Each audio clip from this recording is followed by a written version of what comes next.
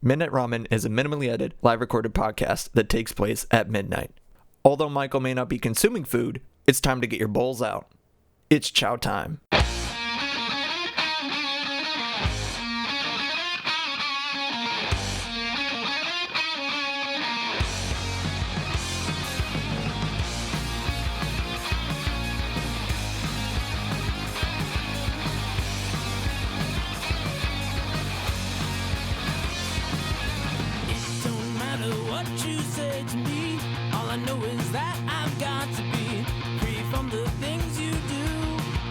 Welcome back to you.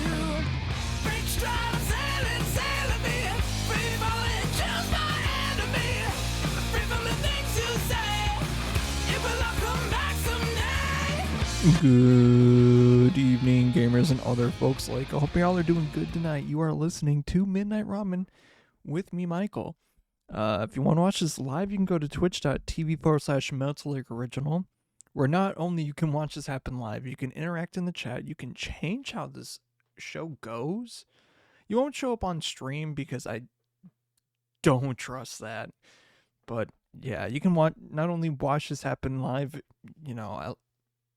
unedited, but you can watch the after show where I just basically edit stuff. It's off the record. It's on Twitch for up to 2 weeks, and once it's gone, it's gone. But the cool thing is, we get to do other stuff outside of that too. I want to get back into more of a streaming schedule, but that's not gonna happen. Not gonna happen. Like a consistent one? Hell no, man. It's hard enough just to get this one to work. Man, I tell you what.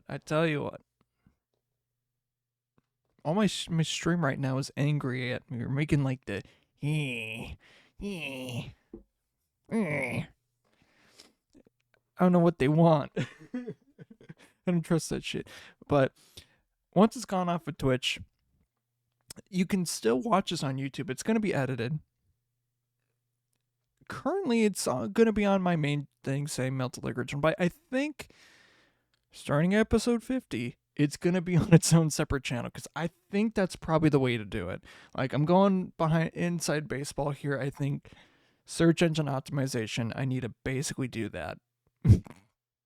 Because God knows that my channel needs search engine optimization. So when I actually do videos about, like, ranking Mountain Dews or some shit, like, it actually shows up and gets to the people that it's supposed to go to, you know? Nah. But other than that, it's also on Spotify. Duh. And on Spotify, you can also listen to the radio show, which is just when I did this in college. It's clean, but also it has music to it, so you can listen to that, and it's according to the playlist. I think the next episodes start in September, the post-COVID, post-whatever semester thing. So that's, yeah. Just got back home from work. Ouch, I just got back home from work.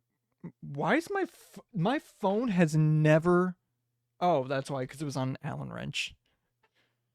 I've been cleaning, and I don't know where the fuck I got this Allen wrench. Huh. I found quite a few things. Like, I've been trying to make it so, like, my where I I'm doing this, like, all of this clutter, I gotta rearrange it. I got stuff that I want to put up and whatever. I can't do it because there's too much crap, too much crap, but not a good place to put the crap, And I've been trying to get some of the stuff out, whatever, this and that, whatever, yeah. But once I also been building way too many magic decks. I'm not gonna lie. We all kind of had a stressful day. Outside says got done at 10:30, which you all kind of stressful day. We were all just debriefing and stuff. Yeah, I feel that. Honestly, there were a lot of times on the news when I was working like the news that we just like kind of were there like well past 11. But at least like, but if it obviously was a night where, you know, you're doing the late one and then you're doing the first news, you weren't like doing, like, you wanted to get the fuck out of there ASAP. Like, goddamn. Thank God that I live like maybe 10 minute drive, 5-10 minute drive. Cause like, if I had to do any more than that, I would have just, man, it would have been hard to make it to those. I'd be doing a 9 and then the first news. Yeah, on it, yeah. And it's good though. Like, it's very good. It's good as directors now that you can do the 9 and not see the. Yeah, that's good. That was good because like, it didn't happen a lot though. It happened sometimes, but if like you were doing first news, you weren't gonna do. Wait, no. If you were doing like the night news, you weren't typically gonna be doing the first news the same day. You know, the next day, unless you were doing the first news and then you did the night side news. You could do that. I think I've had that happen a time or two. But like honestly, that's not too bad. I think I had that happen a couple Sundays. Teachers, you was scared you were doing late show in the morning. Oh man, you know she crazy, but she's cool, man. Man, I think I need to change the color of this. Never mind. Scatterbrain here tonight. I covered on my bases, did I? Yeah. I did. But no, I've been like thinking about it. It's like, I was just listening to another stream before this, and you know, like I was talking about like delivering pizzas out in the country, and it's like, god damn, you know, I've had the amount of times like delivering pizzas when I was doing it, I would like multiple years. Like, if I was to be doing it, if I was still doing it now, it'd have been 10 years of delivery driving. Wait, no. Nope, not yet. This would have been my 9th year delivery driving, because technically, wait, yeah, yeah. And honestly, but it not working at the place, it would have been 9 years of delivery driving starting this month. If I was still doing it. Thank God I'm not. Cause man, like it was like there were a lot of, you know, regulars that were nice to meet every once in a while, and you know, get that. But then there were like stressful nights. Like I was having full on panic attacks. Like near the end especially, like I was having like full on nights where I was like throwing shit. Like it was bad. And not like in a like I'm doing it. No, I'm like throwing my hat. Something like that's like not crazy. Cause like I was so stressed out. I was like, dude, I couldn't. And like even like the worst stressful night of like news was not comparable. And like even then, when I was still working, doing delivery driving, I was working at my current job right now, part-time. And so like I would be getting off of my part-time job and then coming in to do delivery driving and then doing it again and again and again. And like the first months that I was working there, which I think last week or the week before was my 3rd anniversary of working there. And like I think it's September, October, November, I basically had no days off. I had to like force a day off to make it happen. And you could definitely tell in the early episodes of Midnight Ramen that was the case. Like I was posting the episodes like to YouTube a day after because like I couldn't. Like I was like going in basically. Or like I needed time off or something like that. About being so stressed out. Honestly, like I'm glad I never directed because like it was stressful enough doing like audio or graphics some nights. But like whenever there was like live shit happening, I'm like riding by the seat of my pants, just like, waiting for the producer or the director, just like I'm praying on, I'm just like holding on to that. And you still don't use your PT. I can't. I feel like I can't use it, but like I don't use it.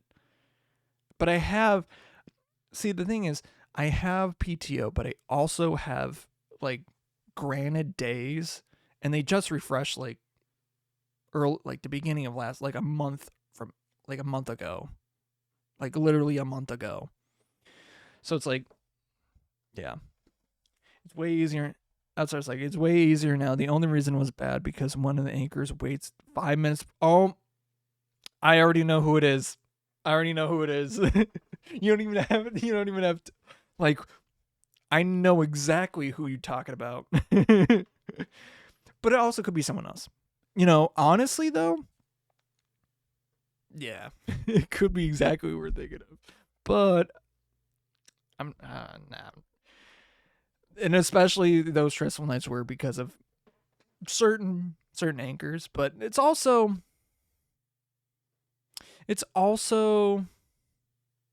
I don't, there's also ones that like I know that came before and came after that are probably way worse.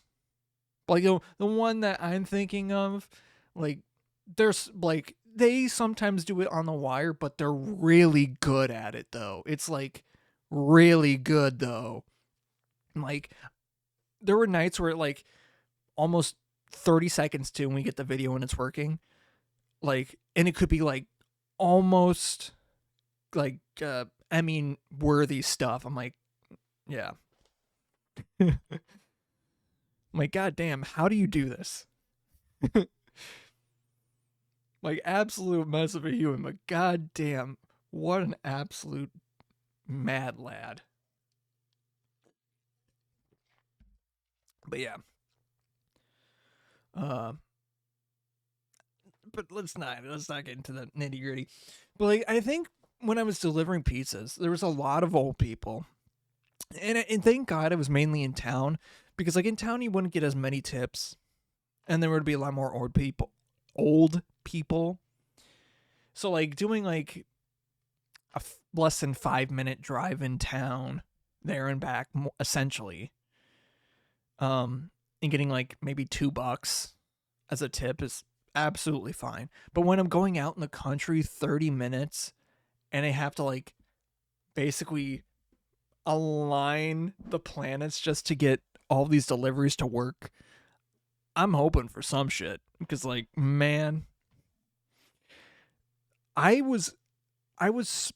want to like, toot my own horn or jerk, but I was a god at delivery driving. Like I was strong armed and like I would take as many deliveries as I could and like find the perfect line to get all of them done in less than an hour. Like if I've taken ones like 6 deep, easy.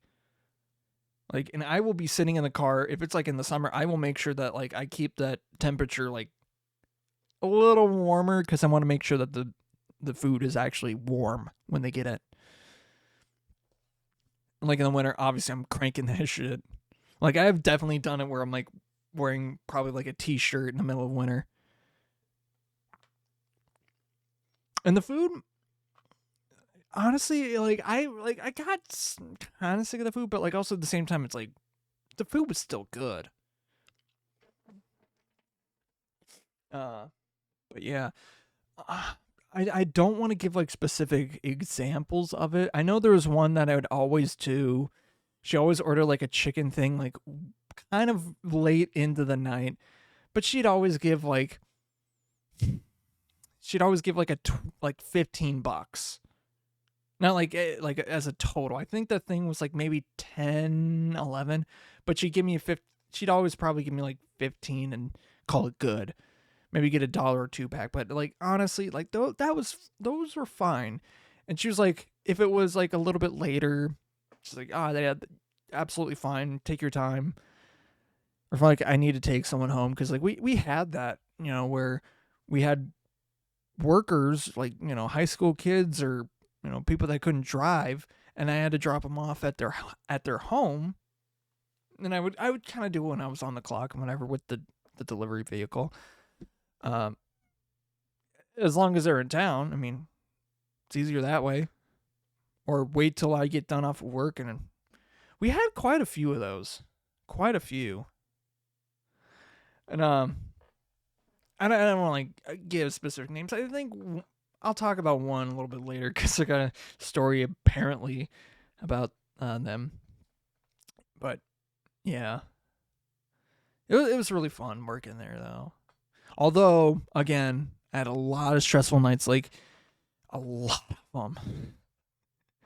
But no, like 3 years ago in September, October, I was putting in like 40, 50 hour, like 50 hour weeks as a part-timer at my current job, and then cutting out at like 3 o'clock typically, and then going in to do delivery from like 4 to 10, maybe later, and then not getting out till like 11 o'clock, going to bed, coming in at like, actually I did like a 9 to 3:30. Like I had to. But I think I brought it back to be more at a 7 because like my current schedule that I do for work, I'm the morning person basically. Like I do setup and stuff like that, but I'm like always try to be like more or less a consistent first one here or first one at work. Make sure shit's turned on. Make sure, rooms are turned on if need be. This and that. That's usually what I do.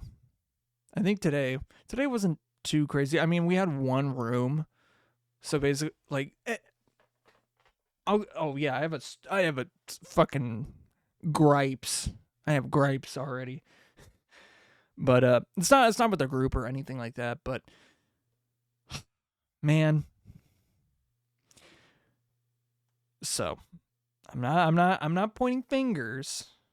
I'm not pointing fingers, but like we had, so it's Monday where we're doing this event in this ballroom, and we're just waiting to do whatever things like that, and Monday did leave me broken, and it's like we were doing like a run through of the show.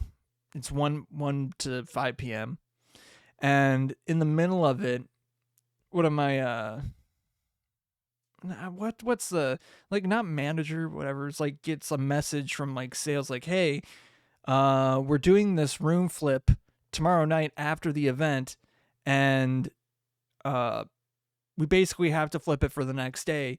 And this like we get this and like that's the only warning we get about this, and the information about this came that day that we were going to do that.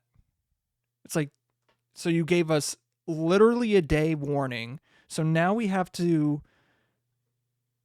move around people and change the way that we're doing it, so people are going to get overtime because they kind of have to. Like the rest of the week we have like the schedule's fucked. And not only is it hard for our team, but it's hard for the other departments too that have to like set the tables, move walls and stuff like that. It's like, so you're going to have an entirely different group use a small section of one big ballroom that we need to be using, and it's a real pain in the ass to set up and tear down. And especially tear down late at night when we usually don't have people. Like, it's fine if you gave us a warning like a week in advance, 5 days. 72 hours is kind of like the cutoff line. Because anything after that, you're starting like what's Emperor's New Groove? You're messing with my groove. You're fucking with it. You don't do that.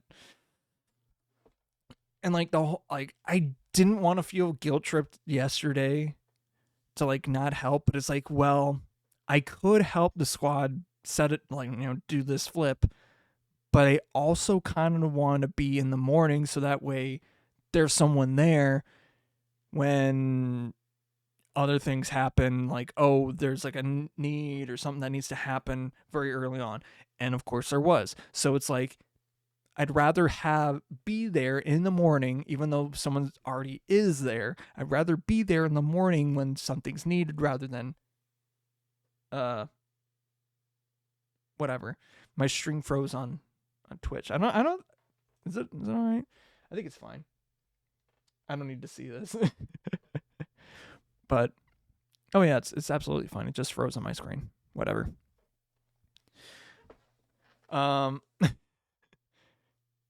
Leg. So it was super annoying, and I feel absolutely terrible that I didn't help. It's like the Midwestern guilt. It's like I could have helped with the flip, but then again, if I would have had less than 5 hours of sleep the next, this morning. So no. Tech white guilt. Tech white guilt. Audio white guilt. God damn. You already know. And it's, what the fuck? It's only 12:20. But yeah. But I think the rest of the week it should be fine. We have like a wedding, and that's usually not too crazy. I was crazy once. Oh, yeah, and then this morning we rented a bunch of TVs, and we didn't know that they were getting picked up that day until, congrats on getting married. What are you talking about? We didn't know that the TVs were getting picked up that they were getting picked up that day until 10 minutes before the truck was coming. So we're just like, oh fuck. And so basically we got it done. We got that shit done, but we couldn't move it because the group that was using the space had like a bunch of like big equipment that needed to go into a truck. So we had time technically, but it was like a huge like, oh fuck, we got to get our stuff done. And if we would have known about it like a little bit early, we could have gotten onto it, but it's like, meh, it is what it is. But no, like the weird thing about like being in events like this, we have a lot of like, conferences, like, and and they're all different and like breakouts and stuff like that, like weddings and stuff like that. We do quite a few of them, but like, goddamn, if I have to plan my like when I plan my wedding, it's gonna be fucking tough. Cause like, on one hand, it would be pretty fucking easy just to do it there, but on the other hand, no. Just the bigger hand that says no. It'd be so easy, but like, yeah, it would be easier to have someone who knows, because like, on one hand, it's like I kind of want it. It's like you could do it big, but I don't want to go too big. But I don't want to invite enough people. Man, and even for like the wedding stuff, like I got to get in touch with some of my friends from high school, because like, shit. Hell, even one of them that I know, if I can get like, if I for sure get a hold of him, he's gonna be there. Like, he'll be there. He just got married too. And if he's seeing this, congratulations. Hell yeah, brother.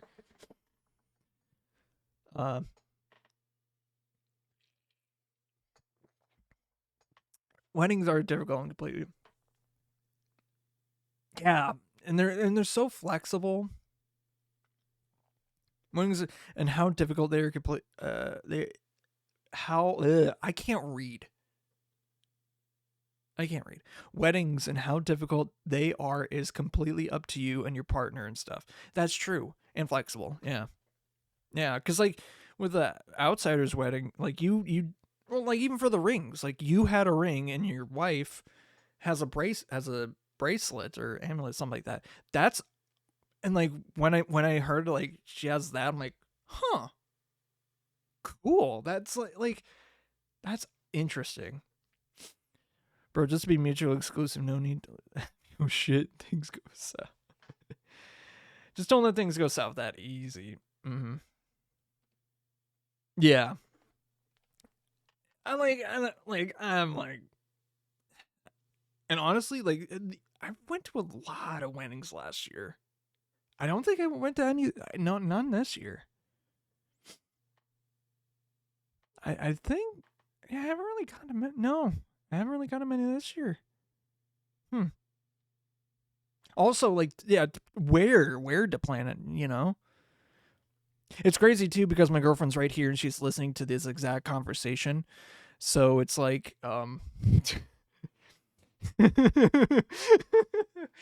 so like, it's not gonna be for a while. Like she like, it's like we know it's not gonna be for a long time, for a while now. Cause like hell, we haven't even lived together, and I think that's like the litmus. Cause like if I think it'd be fine, but like you wanna do that before. And I think too, and not to throw any shade to my ex or anything, but I think it's what I like better now is that my girlfriend has a good relationship with her family and stuff like that, because, and it's nothing with my ex or anything, like it's nothing on her. It is solely on her parents. It is solely on her parents. Like, I feel absolutely horrible for her. It's like, man, the reason that she lives in Texas, and I know she's kind of being quiet about it, is because her parents. She wanted to get as far away from them. Or that's from what I remember. And it's like, man, that sucks. Sucks to have. Yeah. I've not paid attention to chat. But you know what? Fuck this. Let's go into fucking magic, man. Let's go into fucking magic. I'm a child of the Force. I just know the value of what I'm. Cam is I mean, outsider. My boy here, he is an. I gotta pull up that song. I gotta get that song up. Just kidding. Let's get into magic stuff. So, ow, my eye. So when I was cleaning, I'll talk about this in a second. So when I was cleaning the other day, don't pull up the song. I'm a divorced child. Oh man, I can't believe I fucking made that stupid ass song. I was gonna get a booster box of Edge of Eternities, but again, my card store didn't have one, which is fucked up. It's literally past the week that it's been out, and they just don't have any. So I think what I probably will do on like Sunday or next week is get more. I'll talk about the Yu-Gi-Oh cards in a bit, because that'll lead into the conversation afterwards. But I went to Target literally right after, and of course, Target. It's weird, specifically at the Target that I went to had like a 2-thing max, which like, it's 2025. The only reason that you would need to do a limit is for fucking Pokemon cards. You would do that with Pokemon cards. Magic, like, we're not fucking crazy. We're not insane. And it's not that, like, it's new. The limit's not new. Like, I know the limit's not new. It's mainly because of Pokemon. Like, I swear to God, it's because of Pokemon. This guy ain't got no limit. I ain't seen it. Let's go. Virus Beetle. Mechaton Shield Mate. I like this set. Flight Tech Coordinator. Intrepid Tenderfoot. Plasma Bolt. Nanoform Sentinel. Dockworker Drone. Vote Out. It's Among Us. It's Among Us.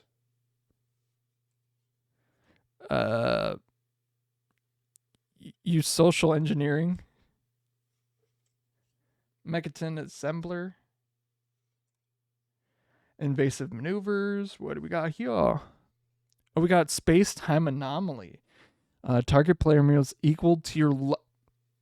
I know where this is going. I know where this is going. Bombard, foil, and then a island. That is so cool for 4. For 4. Oh my god! In a Bruvok deck, if you put that like Bruvok with that, that's 80 cards just flat out at 40. What the fuck? Serious offer. Grab kill. Cellcrap Mechan. Focus fire. Tricks Fate Master. Rig for war. I'm not even Thawbringer. All Fate Scroll. Oh wait, we're already on a Litho Breaking. I love this. I love the spacecraft. It's what vehicle should have been, but they're here now. Ooh, Mystifying Maze. What the fuck is this? So it taps for colorless. Exile target attacking creature and opponent control at the beginning of the next end step. Return to the battlefield. Tap to its owner's control. All right. What's behind it? Ooh. Entropic Battle Cruiser. It's a spacecraft. It's got station for 1+. Whenever an opponent discards a card, they lose 3 life. Okay, I know where this is going. And then 8+, Flying Death Touch. Whenever this spacecraft attacks, each opponent discards a card. Each opponent who can't loses 3 life. So either way, they're losing 3 life. Huh. Interesting. And then a foil Specimen Freighter and a swamp. That is interesting. Okay, I know where these cards are going, but I need to make more space because for this one I want to put it in my mono black discard Shieldra deck, but like I just never fucked around with it. It's like my pet deck that I just never ever I'm never gonna finish that one. It's so fun, but it's like it's never gonna get finished. But this Yu-Gi-Oh deck. This is the Yu-Gi-Oh deck that my cousin gave me. He got married last year. That's one of the weddings that he went to. And he gave me this deck in high school, and it's definitely not like it's seen way better days. I did not sleeve these fuckers. That shit is moderately played because one time we were doing like a Yu-Gi-Oh tournament and I lost basically round 1 and like kind of shit hit the fan and I'm like and all my deck, this is not a strong deck. Like there's a very like it's good in like multiplayer games, but on one-on-one, this deck can and will lose to most decks. It is not to power. Like I could play this perfectly. I could get the right hand, play it perfectly. This will lose. This will lose. It is not super strong. But like it focuses on this card that's on top. Poseidra. You contribute 3 level 3 monster or lower. Special summon this card from your hand or graveyard. When you do, return all spell trap cards from the field to the hand. And if 3 or more cards are returned to your hand this way, all monsters your opponents control lose 300 attack for each. Which is not bad, but like I know there's multiple cards in this that like can get higher than like 2800 attack, but it's really hard to get past that 2800 attack. And for a lot of decks I was playing against in high school, they could get 3000 attack pretty damn easy consistently. And so like there's no way that I can, hold a candle to it. One of like the guy that I was facing that round 1 me, he was one of the guys that I had to drive home sometimes, and he got near the end of the time that we worked there, he got like a Jeep, and it was really cool. Like it was really cool. It needed some work, but like I don't know if what he's all with it, but once that thing is going, oh man, that thing is gonna be like, I know it probably has started going with stuff and using it, but like that thing, like even though it's probably seen, I don't know how old it is, but it's like it was a good Jeep, even for a Pier. And it's like not like one of those ones like open roof stuff. It was like,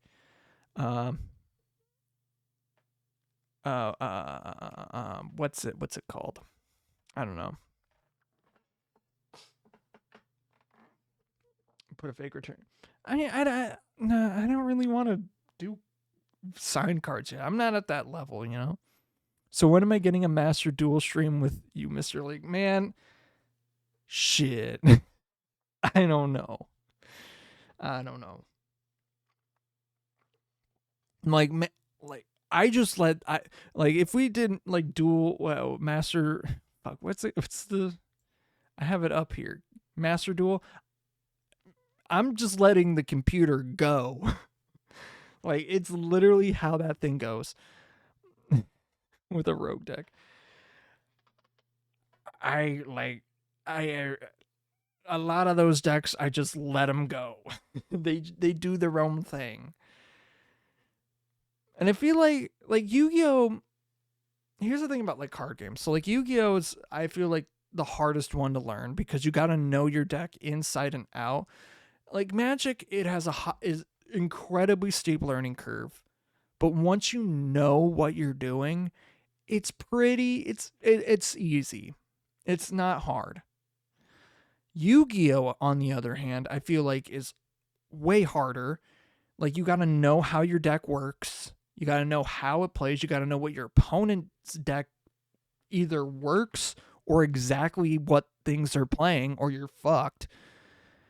And then making a deck is either the easiest thing in the world. It's like a pre-made one, or you got to go out of your way to get a $100 card to make it to get a full play set of a functional deck. It's like, nah. I don't know, man. But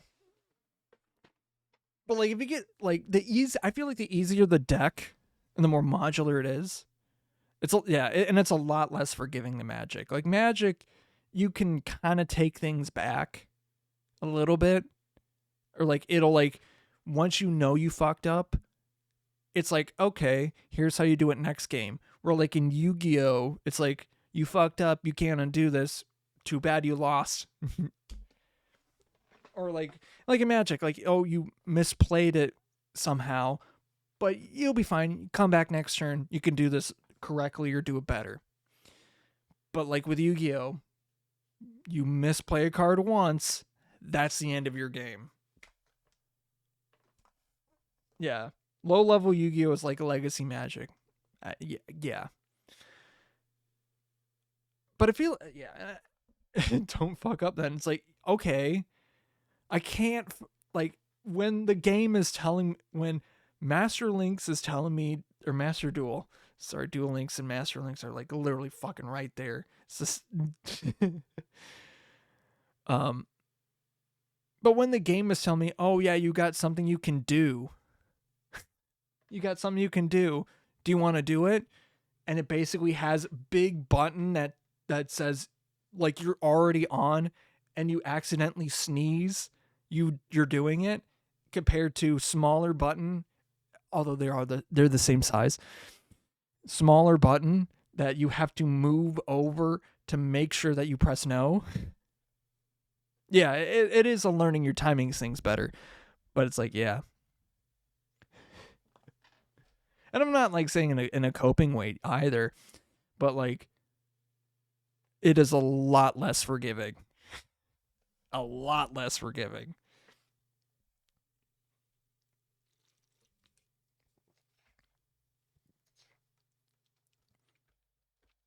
Yeah.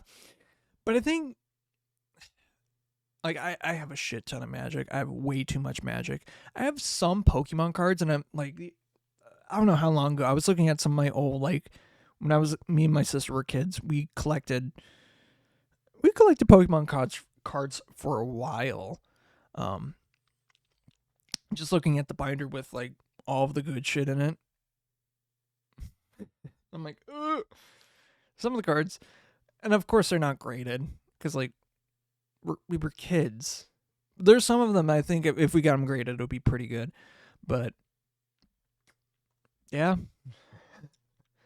But I feel like Pokemon is more of a collectible game, whereas like Yu-Gi-Oh, Magic are more like you have to play it. Where like, but I think like the middle ground I'd say would be kind of like, I don't know, like One Piece. Like I want to get like I have like a One Piece deck already. I have to learn how to play it for one. It's like a pre-made one, but like I want to learn how to play it. But also I want to get interested in One Piece to actually know what the fuck is going on. Cause like I'd rather, but like here's the thing with the One Piece card game. Like you can probably get like a box for like maybe $60 to $100, but it's pretty easy. I'm not saying that it is that it's guaranteed, but it's pretty damn easy to get a card that's worth the box, and then you can sell pretty decently. It's not hard, and like the treatments of those cards, like oh my god, like Japan's card games are so much better.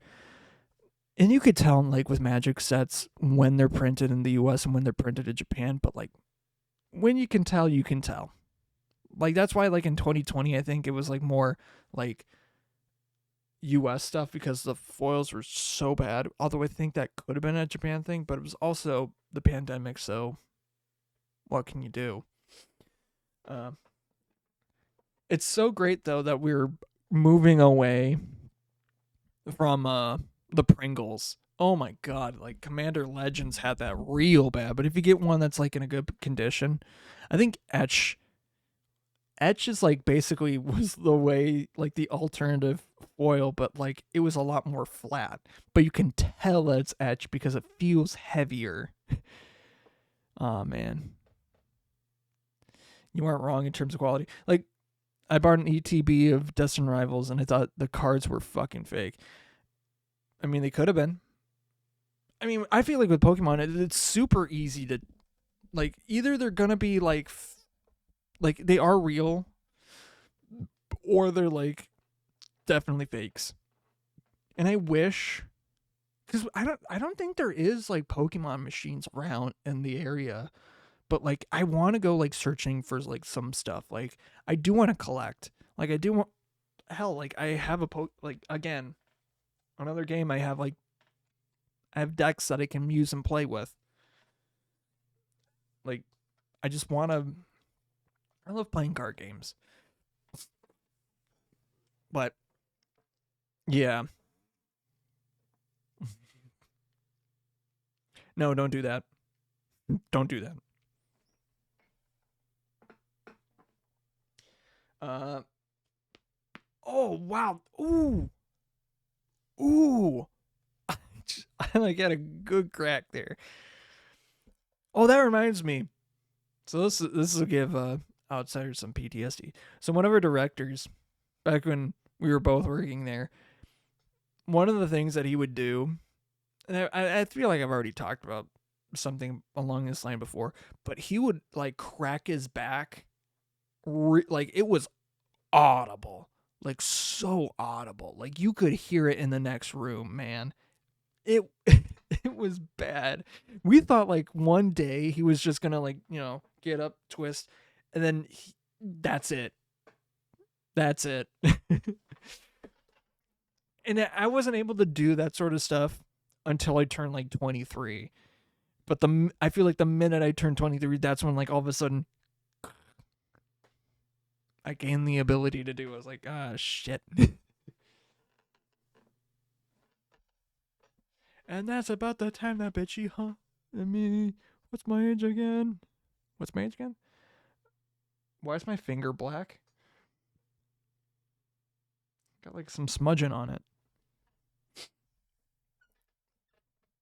Man, don't bring this shit up. Man, Ah, hell. Oh, hell no. Yeah. Oh, yeah.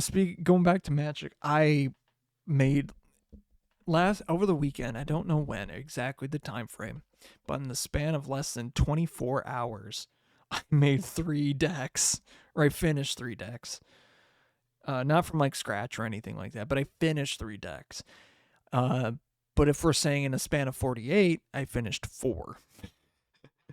Or like finished slash completed, whatever, 4. I have an obsession. But one of them is this Dune deck. It's basically about like trading lands and deserts and stuff like that. I tried to theme it around Dune as much as possible, but like, look at this deck box from Edge of Eternities.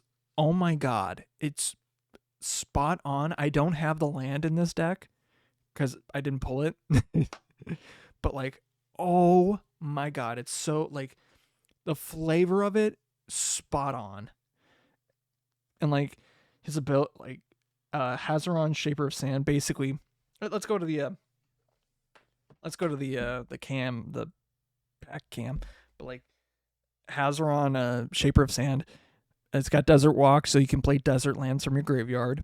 And whenever a desert enters the battlefield under your control, you put 2 1/1 red, green, white sand warrior creature tokens onto the battlefield. It's so cool. So you're just basically putting a lot of lands onto the battlefield, destroying lands. Like I have nukes, I have an ornithopter, I have a thumper, pretty much. Bunch of sandworms. Like, oh man, this is like, when I got the idea for this deck, I'm just like, man, this is so perfect, and the timing is just right. And I think what kind of spurred it on, I was listening to Second Book of Dune Messiah. I'm like, this is just the right time for this. Oh man, but perfect. It's just like, I love that I have this deck. Will I play it immediately? I don't know. But like the other ones that I finished, so it was that one, a mono green deck that cares about creatures without abilities, a modified version of like the counters from Final Fantasy, modified version of that, and then wait, no, I think that one was the 4th one. And then villains, like Grixis villains. So I have like Sauron, Eggman, a bunch of Doctor Who villains, one of the Chaos people, the Chaos guy from what's it called? One of the he's not a Chaos god, but he from the Warhammer 40Ks. I think it's Abandon. I think I put him in there. I might take him out. I can't remember. But actually, no, I kept him in there because like you can play cards, like you get a discount on your cards for as much life as your opponent's lost that turn. So that's like, you're staying. You're staying. You get to be here. And they put like Mishra, Nicol Bolas. I don't know if I have Braids in there. I don't want to pull up the deck list, but it's just like villains all the way down. And of course I have like things like Bolas's Citadel. I think I took out Kefka. I believe I did take out Kefka. I wanted to put Kefka in there, but like just didn't see room for him. For that weird clown god from Final Fantasy VI, I just couldn't find room for him. Do you have Master Duel installed and updated? It is installed, updated. I don't fucking know. And I don't want to play it tonight because like it's just like too much thinky.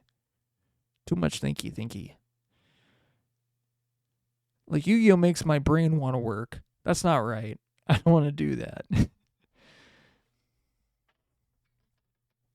Yeah.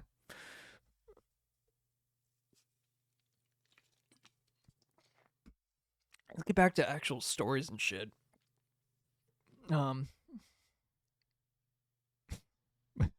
Yeah, Yu-Gi-Oh sucks, but I also love it. Man.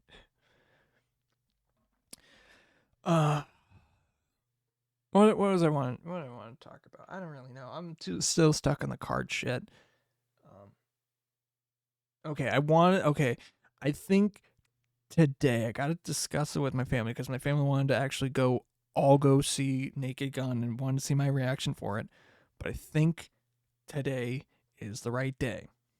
I gotta make sure that the fucking I gotta like use clairvoyance, just like Polythan Dunathan, and fucking figure out that golden line to go to see fucking Naked Gun. Cause like I don't want to spend like an arm and a leg, going to a movie theater. And like the other day, I was like or yesterday, I was like, hey, why don't we could go like today, but it's like $20. It's like, well, with like fees and stuff like that, it was basically like $20. It's like, no, I don't want to do that. I think there's like a cheaper one, but like I don't want to go all the way out there, and I don't know if they have recliner chairs. And plus, like I haven't been there since like 2021.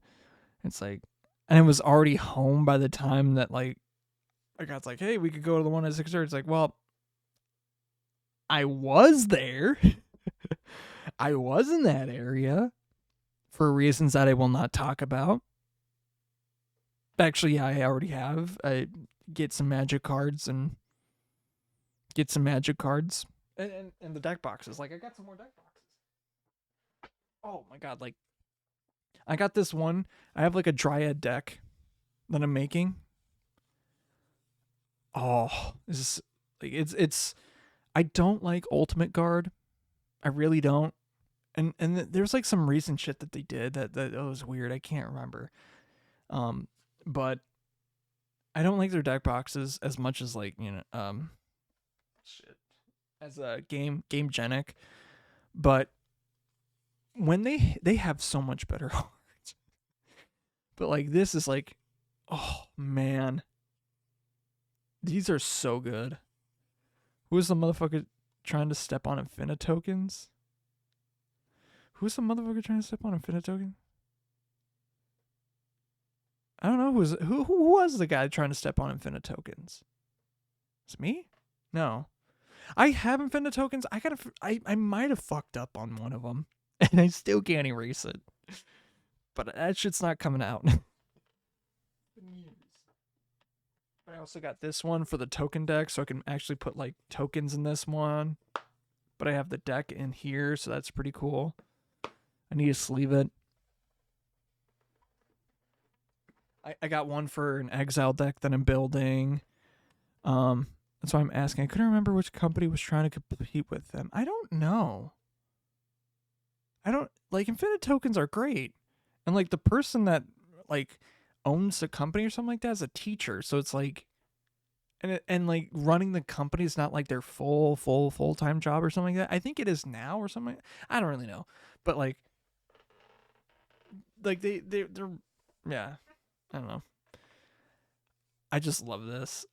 It's kind of wood. I think it's made of recycled materials, so that's pretty awesome. But it's just brown for like trees, so I'm making Lorax out of this one. Like I like to theme my decks or with their deck boxes. I'd like to keep them secure and in style. But I think for the sleeves for the Lorax one, I'm just gonna use penny sleeves. It's funny as shit. It'd be funny as hell. Because also, I don't know if it's going to fit. Like, this shit says it's built for, double-sleeved 100-card decks. I tried getting a double-sleeved 100-card deck into this dragon one that's holding up the picture of me and my girlfriend, but that shit's not fitting. And it will never fit. And I'm pissed about it. Frankly, I am. But it is what it is. If you don't have a Chine print box, man, if I could, I could. But the best one, I mean, I'll do this real quick. But the best one I got this off Etsy. I had to. It's a roulette table. I gotta finish this deck. I have so many decks, like, still in the process of being made This one's gonna be a bit, but like, it's so cool. It's 3D printed, but like the thing comes off, boom, the deck is in there. You can put some dice in here, which is the intention. And I wish you could spin the top, but but you can put the dice in there. You can roll the dice in there. So that's one thing. I just love it. It's so cool. This is the coolest deck box I own. I can't lie. Like, far by none. This is the sickest one.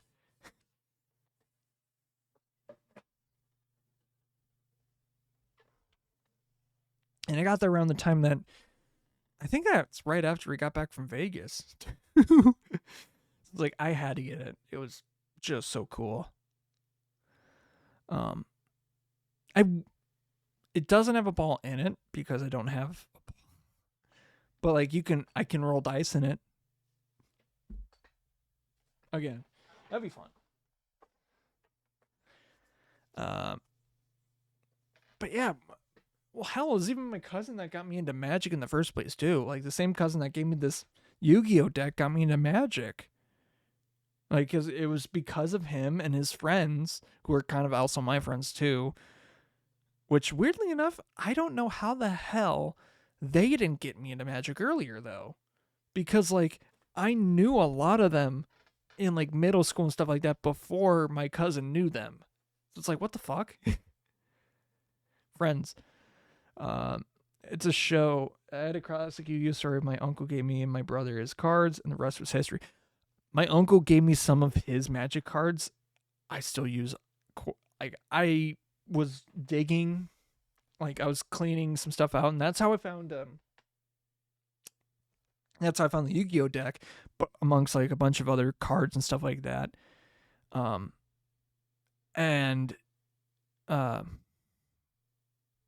was the point of this? But like he had like a bunch of old stuff. Like I have a full play set of Mystic Remoras, like a shit ton of Dans, Pox. I have a Mana Crypt. Wait, no, not the Mana Crypt. What's the one that's still legal? I can't remember what it is. The one that Mana Vault? I can't remember. Could be Mana Vault. It's not the like $100 one. I can't remember. I think it is Mana Vault. I don't know. And like it had a bunch of cards. Like I was willing to trade with him way back when, but it's like he's like, nah, you can have the whole thing. I'm like, what?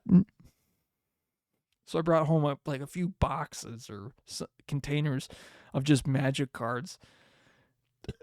And like he's like, yeah, that's not even like the half of it. And I think some of them are going to went to like his son-in-law / his grandkids,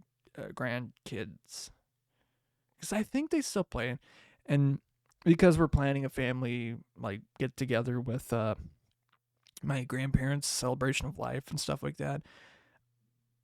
I think I already talked about it. I got like another like secret layer of the Sonic ones for them, because like even if they don't play Magic, it has Sonic on it. And what kid? I mean, like what like kid that doesn't like Sonic? Like what kid doesn't like Sonic? If you hate him, what the fuck? But like, I know he was a Sonic kid. He's like I know. What it's the technical term, because it's not. It's my uncle's kid. No, my uncle's kid's kid. I don't know what the term for that is. I don't know. But yeah, it's. I also do like want to pass more like second cousins. I don't know, but like I want to pass that stuff along. Like again, like that's why like I'm trying to push my girlfriend to play some Magic, because like once you get into it, you get into it. She's more into collecting Pokemon stuff like that, but that which is fine. But But it's like once you learn how to play Magic, like you can get as deep into it or as casual as you want. It's the learning curve is incredibly steep. I feel like Arena is like the best way to start out, but like yeah, I don't know. Oh my god, what the time has gone by. Oh my god. I'm this close to making my wife download Arena and learn to play. I know she doesn't give a fuck, but she liked the cue cards. Like that's what I've been saying. That's what I've been saying. I've been saying that too. Oh, the rat decks. Oh, I love running rat decks. I think we had rat decks. Oh yeah. I was honestly thinking of for your guys' like wedding gift. I was thinking of making like a turtle something deck, or like turtles or frogs or something like that. Deck is like I could have, but I didn't have enough time. I don't know. But yeah, we could talk about this in the after show, because I looked down when we saw the time. I'm like, uh-oh. So this has been Midnight Ramen. You can watch this on twitch.tv, where a bunch of people have been, keeping me on card talk for way too long. Where you can not only watch it live, you can interact in the chat, you can do other stuff. You can watch the after show. But once it's gone after 2 weeks, it's gone. And it's on my YouTube. It's on Spotify. And the radio show's also on Spotify, which is just basically when I used to do this as a radio show in college. There is a difference. There's a clear difference.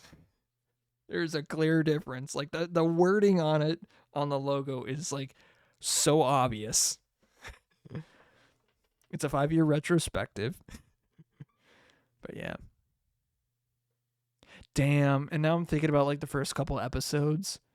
For once I get back into it, it's going to be real tough, because there was a picture I was looking at the other day, and it was like me and some of my kids in my, when I was in middle school, and one of the guys in it is not with us anymore. And, I don't want to end this on a weird, sad note, but like, it really made me think deep for a moment, because he took his life in August. I didn't know about it until like after the fact. I think I knew about the obituary and stuff like that. And I did an episode, I think the end of the month of September, because it is like Suicide Awareness Month. And I dedicated a segment to that. And like, we weren't like the best of friends. Like I knew him from like classes and stuff like that, in middle school especially. And I knew, like, especially it didn't help. It was COVID times, and there was a lot of stuff that was happening in their life, his life, and I think the pressure of it got to him, and it was just too much to handle, and it, and he did. And it's weird to think now that it's 5 years later. I know, man. I know a few of my classmates or whatever throughout the years have, passed away. The earliest one was when I was in 4th or 5th grade, which I get pissed about a lot, but whatever. But like, it's weird. Oh my god, another one did. I forgot. Oh my god. I forgot another one of my classmates did too. But it's also one that was like kind of distant too, but also at the same time it's like, oh, another one of the situations like I didn't know, but I can put the pieces together as to why. And it's not good. It's super sad too. But man. And death comes for all of us. End of the day, death comes for all of us. I need to get off this. It's a sad thing, but there's something that's stronger than death. That's love. You know what else I love? I love Gradients for the use of their song "Used to It" off the album "The Call," which I use for the theme song for this, and just the use of the music. And like, man, I love my boys. I went to their house a couple weeks ago to celebrate like Darian's birthday, and like, man, that was fun as hell. That was real fun as hell. We were played Jackbox and stuff like that, and yeah, it was real fun to hang out with them. Yeah, and thank you guys for listening, doing what you do, and all the other stuff. But as I look at the time, crap, it is not midnight here anymore. But there's still the after show, and it is midnight somewhere else. So until it becomes midnight here once again, I will see you later. But until then, until